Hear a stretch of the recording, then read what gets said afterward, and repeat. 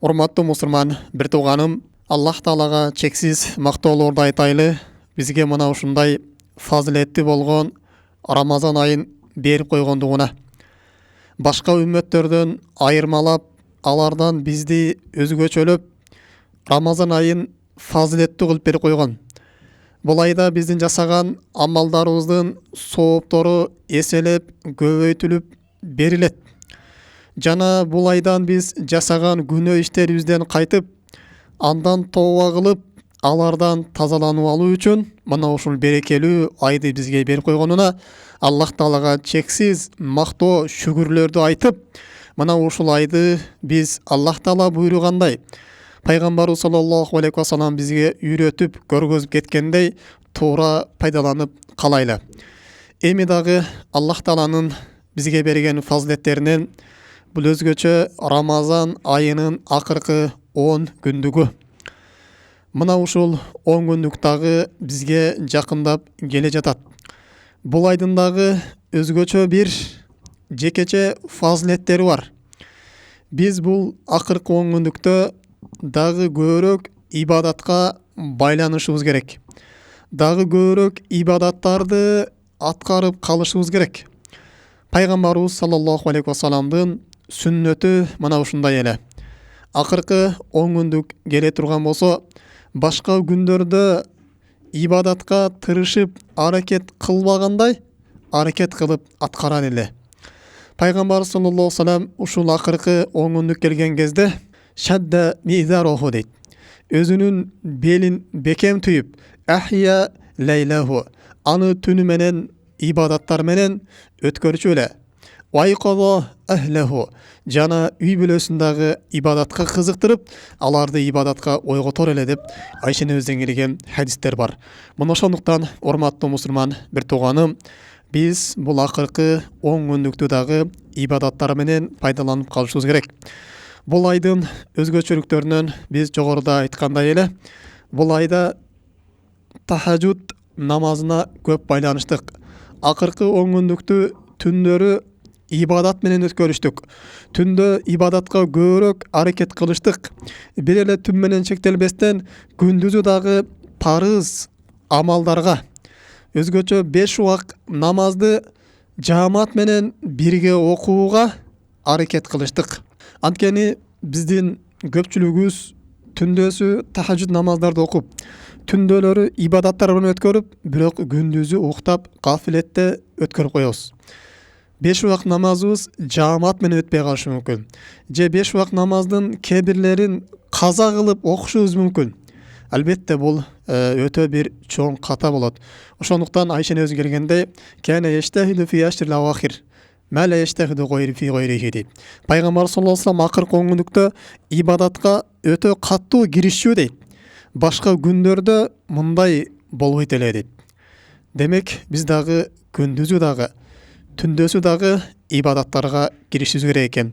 Күндүзү намаздарга бекем болуп, Куранды көп окуп, Аллах Тааланы көп зикир кылып, Аллах Таалага тахлилдерди айтып, истигфарларды айтып, садакаларды кылып, жана башка дагы ибадаттын кандай түрү болбосун, биз ибадатка бекем киришибиз керек. Жана дүйнө иштеринен колдон келишинче бошонуп, же дүйнө иштерди бир аз басаңдатып, ибадатка көбүрөөк киришибиз керек. Ибадатка көбүрөөк алек болуп байланышыбыз керек. Пайгамбарыбыздын сүннөтү мына ушундай болгон эле. Пайгамбарыбызга биз ээрчиген абалда, пайгамбарыбыздын сүннөтүн тирилтебиз дей турган болсок, анда дүйнө иштерин бир аз колубуздан келишинче басаңдатып, анда ибадатка көбүрөөк киришибиз керек. Анткени биз көбүрөөк соопторго жетип алуу үчүн, жана жасаган күнөөлөрүбүздүн кафаратын берүү үчүн, аларды төгүп, алардан тазаланып алуу үчүн биз акыркы 10 күндүктө дагы көбүрөөк ибадатка берилиш керек. Мына ушул акыркы 10 күндүктүн дагы өзгөчө ибадаттарынан бул тахажжуд намазга бекем болуштук. Тахажжуд намазды дагы узунураак, көбүрөөк окуштук. Жана ошондой эле үй бүлөнү дагы мына ушул намаздарга шерик кылыштык. Таравих намазды окуп келгенден кийин дагы үйдө дагы тахажжуд намаз окуган кезде үй бүлөнү дагы кошо ойготуп тургузуштук. Бул пайгамбарыбыздын сүннөтү. Пайгамбар саллаллаху алейхи ва саллям мына ушундай кылчу эле. Бирок тилекке каршы урматтуу мусульман бир тууганым, Бүгүнкү күндө биз үй бүлөбүзгө же жаш балдарга анча көңүл бурбай калганбыз. Алар түндө чарчап калат же кыйналып калат деп көбүн жосу уктатып коебуз. Жок, бул пайгамбарыбыздын сүннөтүнө каршы келет. Пайгамбарыбыз эгер акыркы 10 күндө келе турган болсо, өзгөчө айкода лаху дейт да. Өзүнүн үй бүлөсүн ойготот эле дейт. Аялдарын ойготот эле дейт. Баарын тагыш намазга тургузат эле дейт. Мына ушул пайгамбардын сүннөтү. Ал эми балдарды мына акыркы 10 күндүктө дагы тагыш намазга колунан келишинче 2 рекет болсо дагы алар тургузуп, ошол нерсеге тарбиялап, үйрөтүп коюштук. Бул өтө жакшы амал. Аларды эртең келечекте мына ушул акыркы 10 күндүктүн кандай улуу экендигин түшүндүрүп коюу. Аларды ошол ибадатка адат кылып, ибадатка байлап коюштук. Аз-аздан секин-секин мына ушундай үйрөтүлөт. Ал бир эле убакта баштан аяк тургузуу эмес, балким 2 рекет болсо дагы, 4 рекет болсо дагы тургузуп, анан кайра дагы жаткырып койсо, бул пайгамбардын сүннөтүн тирилткен болсо менен элес. Же болбосо кээ бирлери бар, түнү менен ошол бала чакасы көчөдө жүрүшү мүмкүн. Же түнү менен ар кандай оюндарды ойношу мүмкүн. Же түнү менен дагы башка нерселерди кылып коюшу мүмкүн дагы. Ал эми тахажжуд убагы келген кезде уктап калышы мүмкүн. Же болбосо багымдат убагы келген кезде уктап калышы мүмкүн. Албетте бул урматтуу мусулман бир тууганым, алардын дини үчүн дагы, дүйнөсү үчүн дагы өтө бир коркунучтуу абал. Ошого биз колубуздан келишинче үй бүлөбүздү дагы ибадатка көндүрүп коюштук. Бул эң жакшы пайгамбардын сүннөтү болуп эсептелинет. Эми бирөө айтышы мүмкүн. Албетте биз парыздарды деле өтөп койсок, ошо менен чектелсек болбойбу? Неге биз кошумча тахажжудтарды окуйбуз? Неге кошумча нафил ибадаттарды окуйбуз? Мен күндүзү 5 убакыт намазга бекем болуп атам. Тахажжудтун бизге эмне кереги бар дей турган болсо, буларга жооп бул нафил намаздар орду өтө улуу. Нафил намаздар бул парыз намаздардын ордун толуктайт. Биринчиден биз окуган фарыз намазыбыз толук кабыл болуп атабы же болбой атабы билбейбиз. Ошондуктан нафил намаздардын ордун толуктоо үчүн, фарыз намаздардын ордун толуктоо үчүн, алардан кеткен кемчиликтерди түздөп коюу үчүн ар бир ибадаттан, ар бир амалдан да кошумча нафил ибадаттар байланган. Ошондуктан кыямат күнүнө барган кезде Аллах Таала пендени биринчи намаздан эсеп кысап кылат дейт. Эгер парызы кемчиликтүү чыгып калган болсо, анда айтат өзүнүн периштелерине: "Унзуру халли абди мин татаввуин фаюкаммилу биха ма интакасо мин фаридо" дейт. Мен пендем карагылачы, ал нафил намаз окуптурбу дейт. Эгер нафил намаз окуган болсо, ошол фарыз намазынан кем калганын толуктап койгула дейт. Мына ошол сыяктуу башка амалдар дагы мына ушундай болот. Ажылык амал болсун, же садака болсун, же орозо болсун. Эгер ошо орозосу өтпөй калган болсо, же садакаласы, закат өтпөй калган болсо, кошумча садакаларды берип жүргөн болсо, анда ошол кошумча садакалар өтүп кетет. Жана кошумча орозо, нафил орозолду кармап жүргөн болсо, мына ошол нафил орозолору толуктап кетет. Ошондуктан урматтуу мусулман бир тууганым, биз нафил ибадаттарга дагы көбүрөөк маани беришибиз керек экен. Дагы бир чети, бул нафил намаздарды окуштук пайгамбарыбыз саллаллаху алейхи вассалам сүннөтү болуп эсептелинет.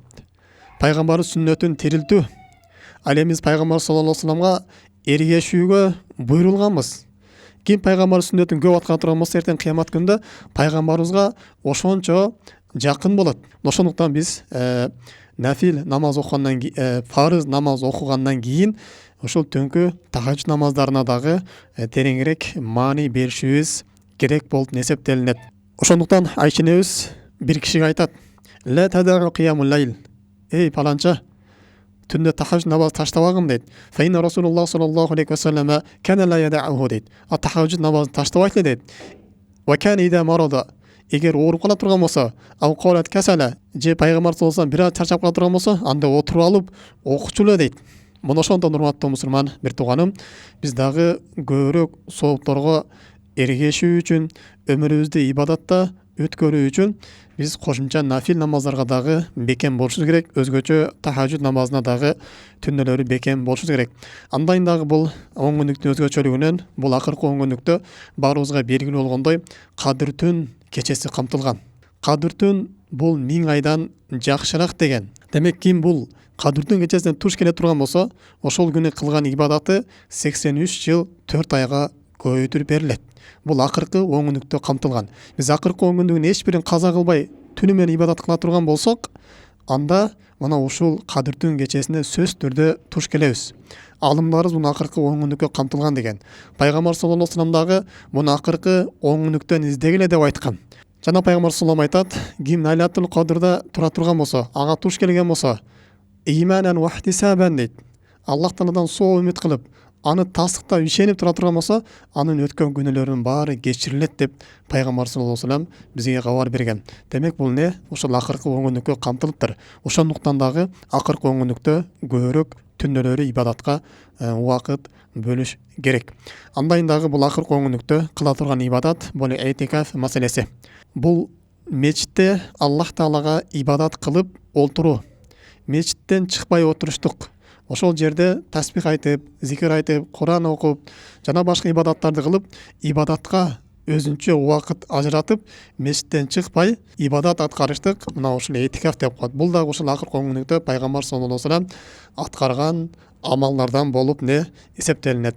Демек, урматтуу мусулман бир тууганым, биз акыркы 10 күнүккө дагы өзгөчө маани берип, аны өткөрүп жибербестен көбүрөөк ибадаттарды аракет кылып, байланып калышыбыз керек. Субханак Аллахумма бихамдик, ашхаду ан ла илаха илля анта, астагфирука ва атубу илейк. Ассаламу алейкум рахматуллахи ва баракатуху.